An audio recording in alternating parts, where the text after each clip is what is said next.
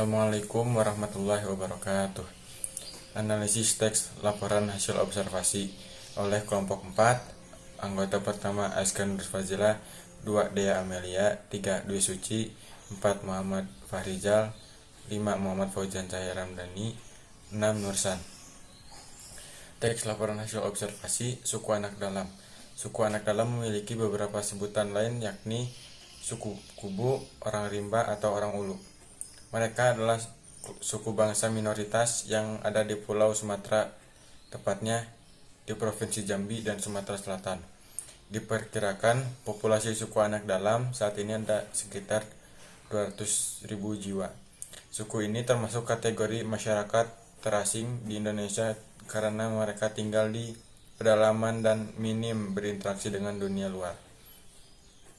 Suku anak dalam dikenal teguh mempertahankan cara hidup yang primitif di tengah arus modernisasi yang kian deras di luar komunitasnya.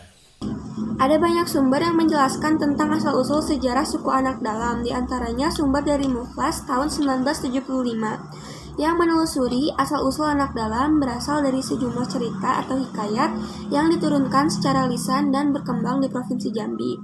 Salah satu cerita atau hikayat itu adalah cerita Buah Gelumpang, seperti yang dituturkan oleh Tengganai, salah satu petuah suku Rimba. Bagaimana sejarah orang Rimba bisa berada di Bukit 12 ini? Tanya pewawancara kepada Tengganai. Sejarah yang kami dapat turun-temurun dari leluhur kami bahwa orang Rimba berasal dari Buah Gelumpang. Buah gelumpang ini ditemukan oleh bujang perantau. Yang disebut bujang perantau itu adalah seseorang yang dahulunya sedang merantau masuk ke dalam rimba. Bujang perantau ini membawa seekor anjing. Setelah sekian lama masuk ke dalam hutan Bukit 12, kemudian anjing tersebut tiba-tiba menggonggong secara terus-menerus sampai bertemu buah gelumpang. Dari buah gelumpang tersebut, kemudian terdengar suara manusia. Suara tersebut berbunyi, "Tolong bawa saya, lalu masukkan saya ke dalam kelambu." Lalu bujang perantau tersebut merasa ketakutan dan bertanya-tanya, mengapa buah tersebut bisa bersuara manusia. Kemudian bujang perantau tersebut tidur di samping kelambu. Dia tidak berani masuk ke dalam kelambu. Ketika hari sudah berganti, bujang perantau tersebut berburu lagi. Saat pulang ke rumah, tiba-tiba makanan sudah tersedia. Selama 1 pekan, peristiwa tersebut berulang terus-menerus setelah genap 1 pekan. Saat membuka kelambu, bujang perantau melihat ada perempuan di dalam kelambu tersebut. Akhirnya, bujang perantau terpikir untuk menikahi perempuan tersebut, kemudian melahirkan keturunan. Selanjutnya, anggotanya semakin terus bertambah. Keturunan buah gelompang tersebut terus berkembang turun-temurun hingga saat ini. Sejarah menurut Departemen Sosial. Menurut data dan informasi dari Departemen Sosial Republik Indonesia pada tahun 1990, disebutkan bahwa sejarah suku anak dalam dimulai tahun 1624. Pada saat itu, Kerajaan Jambi dan Kesultanan Palembang tak henti-hentinya bersitegang, padahal keduanya berasal dari rumpun yang sama. Pertempuran yang tak dapat dielakkan terjadi di Air Hitam pada tahun 1629. Mereka yang tersisa dari pertempuran ini akhirnya tetap berdiam di hutan rimba, namun sebagai 2 kelompok masyarakat yang berbeda. Versi Departemen Sosial ini menjelaskan kenapa saat ini ada 2 kelompok anak suku dalam. Keduanya memiliki adat istiadat, ciri fisik menggunakan bahasa yang berbeda, tempat tinggal kedua masyarakat anak dalam pun berbeda. Mengenal suku anak dalam. Suku bangsa anak dalam ini mempunyai kebiasaan berpindah-pindah tempat tinggal yang mereka sebut dengan melangun.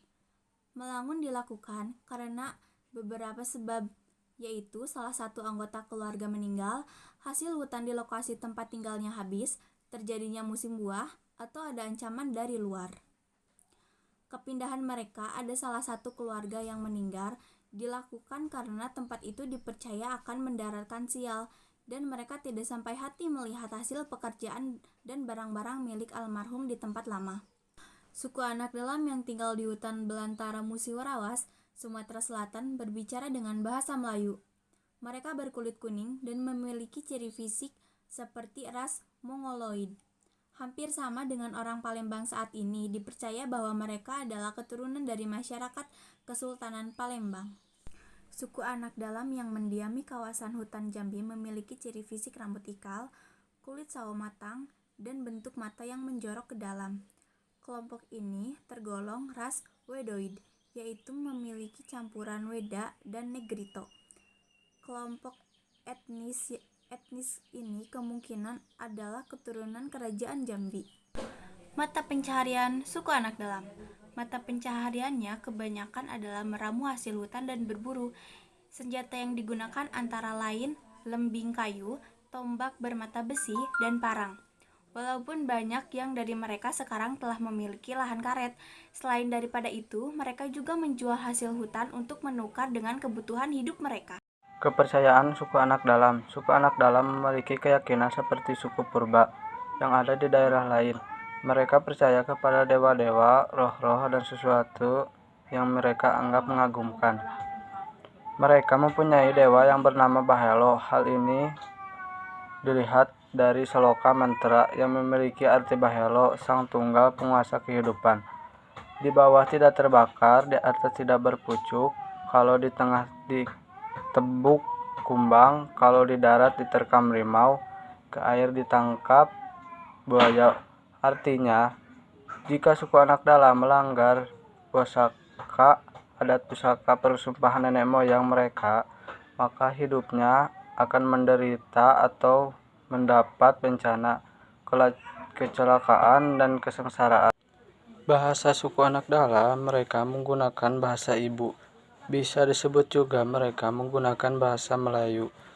Persebaran penuturnya meliputi Provinsi Jambi, Riau, dan Sumatera Selatan.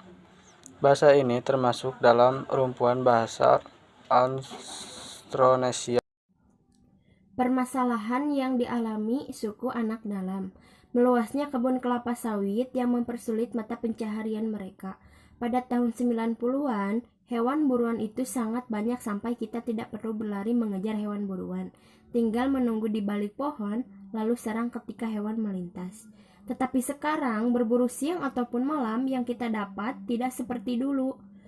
Saya memberi makan keluarga saya hanya dengan umbi-umbian jika tidak dapat hewan buruan, ucap salah seorang kepala keluarga suku anak dalam. Karena hal tersebut, banyak anak-anak suku anak dalam yang mengalami kekurangan gizi dan nutrisi. Karena buah-buahan dan pohon madu pun sulit didapat sekarang. Kurangnya pendidikan juga termasuk salah satu faktor permasalahan suku anak dalam. Banyak sekali kasus penipuan penandatanganan surat izin mengambil wilayah yang para pendiri pabrik berikan kepada suku anak dalam yang buta huruf dan tidak bisa membaca. Mereka memanfaatkan kesempatan itu untuk memperluas lahan kelapa sawit mereka. Bayangkan berapa banyak kelompok suku anak dalam yang sudah terusir dari tempat mereka karena mereka menandatangani surat yang bahkan tidak bisa mereka baca, dan bahkan mereka hanya disuguhan sebungkus rokok dan satu kaleng biskuit. Karena hal tersebut, seorang wanita hebat bernama Butet menurung seorang perintis dan pelaku pendidikan alternatif bagi masyarakat terasing dan terpencil di Indonesia, membuat sekolah khusus anak-anak suku anak dalam. Kisahnya membangun sekolah rimba sudah dijadikan film yang bisa menginspirasikan kita. Pengertian. Teks laporan hasil observasi adalah teks yang berisi informasi atau penjabaran umum tentang sesuatu berdasarkan fakta dari hasil pengamatan. Fungsi teks laporan hasil observasi: mengetahui dan mengenal salah satu suku di Indonesia dari keseharian, kehidupan, dan kegiatan mereka, menambah ilmu wawasan bahwa suku anak dalam ini bisa menjaga keseimbangan hutan di Kalimantan. Struktur teks laporan hasil observasi. 1. Pernyataan umum atau deskripsi umum. Berisi pembuka atau pengantar karangan secara umum yang menerangkan objek teks laporan. Dalam tugas, terdapat pada paragraf pertama sampai dengan paragraf kedua. 2. Deskripsi bagian. Gambaran lebih lanjut dari deskripsi umum atau pernyataan umum secara jelas dan terperinci. Dalam tugas terdapat pada paragraf ketiga sampai dengan paragraf ke-12. 3. Deskripsi manfaat. Berisi manfaat setiap objek yang diamati atau diobservasi. Dalam tugas terdapat pada paragraf terakhir. Kebahasaan teks laporan hasil observasi. 1. Kata serta perasa, verba, serta nomina. Nomina. Paragraf pertama, suku anak dalam. Perasa, suku anak dalam memiliki beberapa sebutan lain yakni suku Kubu, orang Rimba, dan orang Hulu. B. Verba. Paragraf pertama adalah perasa sudah membagi. 2. Afikasi. Sebuah kata dalam teks yang berupa kata dasar atau turunan. Dibagi menjadi 4, yaitu kata, jenis, imbuhan, kata dasar. Kata pedalaman, jenis nomina, imbuhan pe dan an, kata dasar dalam. Kata membawa, jenis verba, imbuhan mem, kata dasar bawa. Kata menjual, jenis verba, imbuhan men, kata dasar jual. Kata merantau dan jenis verba, imbuhan me, kata dasar rantau. 3. Kalimat definisi dan kalimat deskriptif. Kalimat definisi yaitu kalimat yang menggunakan verba definitif. Contoh, suku anak dalam adalah suku bangsa mayoritas yang ada di Pulau Sumatera, tepatnya di Provinsi Jambi dan Sumatera Selatan. Kata deskriptif yaitu kalimat yang menggunakan verba sebagai deskriptif.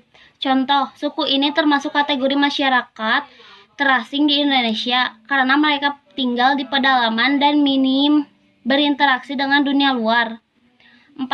Kalimat simpleks dan kalimat kompleks. Kalimat simpleks yaitu kalimat yang hanya memiliki satu klausa.